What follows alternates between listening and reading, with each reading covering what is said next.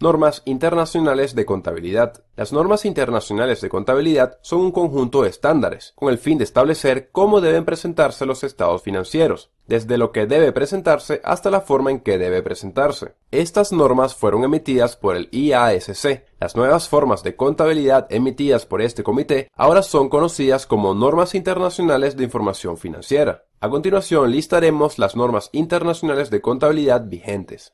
1. Presentación de los estados financieros. Esta norma establece requerimientos generales para la presentación de los estados financieros, guías para determinar su estructura y requisitos mínimos sobre su contenido. 2. Existencias o inventarios. Esta norma suministra una guía práctica para la determinación del costo. 7. Estado de flujos de efectivo. Número 8. Políticas contables, cambios en las estimaciones contables y errores. 10. ¿Qué son los estados financieros? Hoteles, cines, fábricas, tiendas, todos los negocios tienen una necesidad que satisfacer, un propósito que cumplir, obtener utilidades. Pero, ¿cómo funcionan los negocios? ¿Qué necesitan para comenzar? Con dinero podemos adquirir equipo, edificios, computadoras, mercancías, es decir, los bienes de la empresa. Un cine, por ejemplo, necesita butacas, proyectores, iluminación, pantallas, baños, edificios y otros recursos para funcionar. Y para obtener todo esto, es necesario que socios, dueños, accionistas o bien acreedores como el banco nos proporcionen un crédito. Bienes, acreedores y socios conforman nuestro negocio. En las empresas, a los bienes les llamamos activo. A la aportación de acreedores o lo que debemos le llamamos pasivo. Y al dinero de los socios, capital. Pero dejemos claro, activo es el conjunto de bienes, inversiones y derechos con los que cuenta un negocio para funcionar. Pasivo, conjunto de deudas y obligaciones con las que personas ajenas del negocio participan en él de manera temporal. Y capital es la riqueza del negocio aportada por distintas personas, accionistas o socios. Generalmente, cada vez que los bienes crecen, aumenta también el número de personas que aportaron. En este sentido, el activo debe ser igual a la suma del pasivo más capital.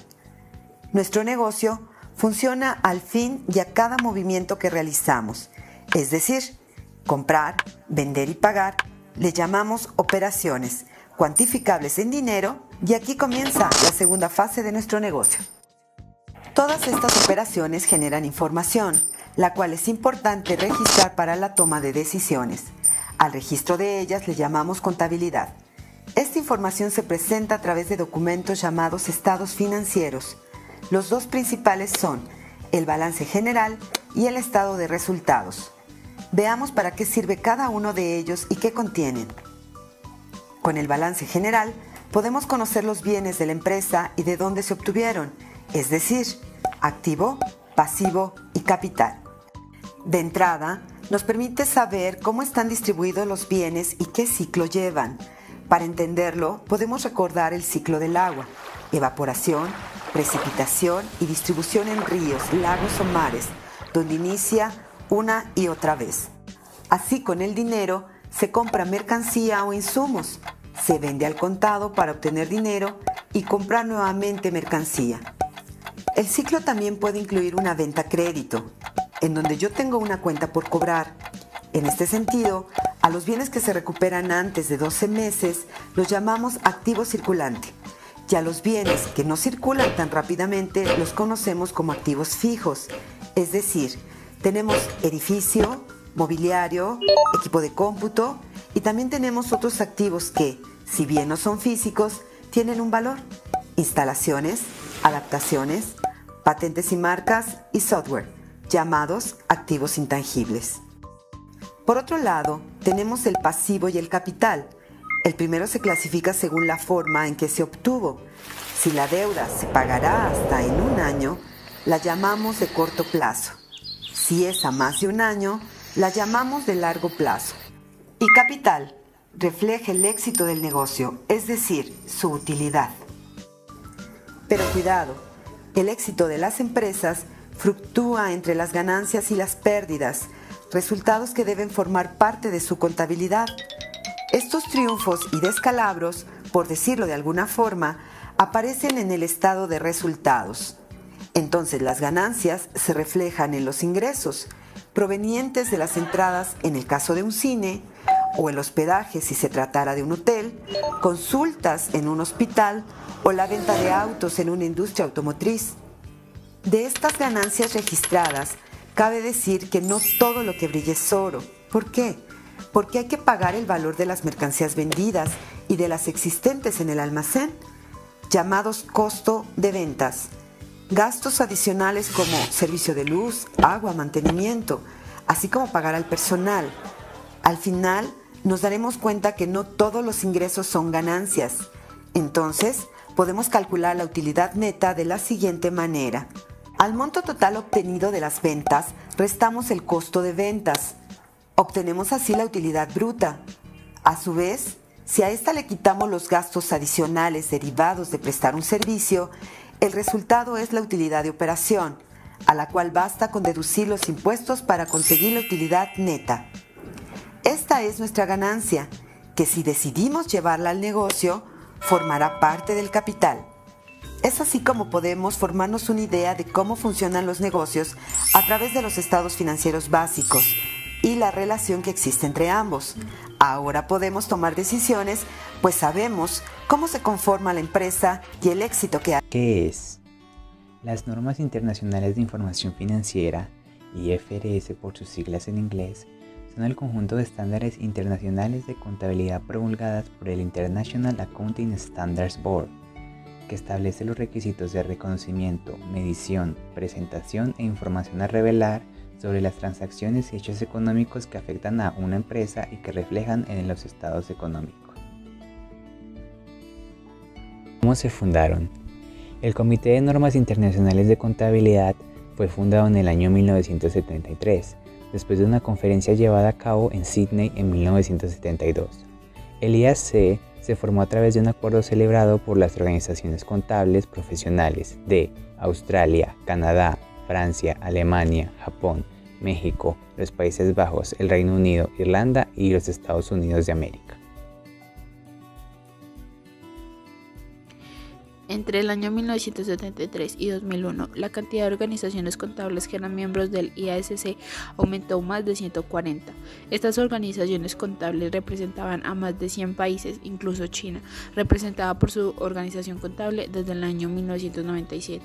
En 1997, el IASC concluyó que para poder seguir cumpliendo con su función en forma electiva, debía lograr una convergencia entre las formas prácticas contables nacionales y las normas contables internacionales. Por lo tanto, el IASC consideró que era necesario modificar su estructura. El 1 de julio del año 2000 entró en vigencia una nueva constitución, en virtud de la cual se estableció el requisito de la revisión constitucional cada 5 años. En este momento, la organización encargada de la elaboración de normas modificó su denominación por la del Consejo de Normas Internacionales de Contabilidad, International Accounting Standards Board, IASB, el Consejo. El 1 de abril del 2001, el nuevo IASB asumió en lugar del IASC la responsabilidad de elaborar las normas internacionales de contabilidad. En la estructura tenemos de primero el Consejo de Seguimiento, que designa y asesora a los fiduciarios de la Fundación IFRS, y estos designan y supervisan al Consejo Asesor de las NIF, quienes asesoran al Consejo de las Normas Internacionales de Contabilidad IASB, que desarrolla y emite las normas NIF, igual que los fiduciarios de la Fundación IFRS designan y supervisan al Comité de Interpretaciones de las NIF, que interpreta las normas NIF. Línea del tiempo del IASB. El Comité de Normas Internacionales de Contabilidad, 1973. Fundación del IASC, predecesor del IASB, que es el Comité de Normas Internacionales de Contabilidad, por organizaciones contables de 9 países. Continuamos con 1970 a 1980. Codificación de mejores prácticas incluyendo diversas opciones nacionales. 1989. publicación de la primera versión del marco conceptual para la información financiera y primeras discusiones con la OISV, que es la Organización Internacional de Comisiones de Valores, organización encargada de representar los organismos reguladores de mercados de valores del mundo. 1990. Adopción gradual de las normas NIC o IAS como normas nacionales, particularmente por los países de Commonwealth. 1993. Revisión de 10 normas vigentes a partir de 1995. Continuamos con 1994. Adopción de las normas NIC o IAS por varias empresas continentales para los estados consolidados. 1998. El IASC aprueba la última norma fundamental, NIC 39, Instrumentos Financieros, para permitir el uso de las normas NIC en Francia, Alemania e Italia. Así pasamos a 1999, donde se reestructura el IASC de lo que resulta el actual IASB. Para el 2000, la Organización Internacional de Comisiones de Valores, OICV, recomienda el uso de las normas NIC a sus miembros y la Comisión de la UE propone el uso obligatorio de las normas NIC para los estados consolidados de las empresas que cotizan en la bolsa, a más tardar para el año 2005. Por esto, para el 2001, la Comisión Europea apoya la propuesta de la UE presentando una legislación para exigir el uso de las normas IASC en todas las empresas que cotizan en la bolsa, a más tardar en el año 2005. Para este mismo año, los fiduciarios hacen entrar en vigencia la nueva estructura del 1 de abril del 2001. El IASC pasa a llamarse IASB y asume la responsabilidad de elaborar las normas de contabilidad, denominadas Normas Internacionales de Información Financiera, normas NIF,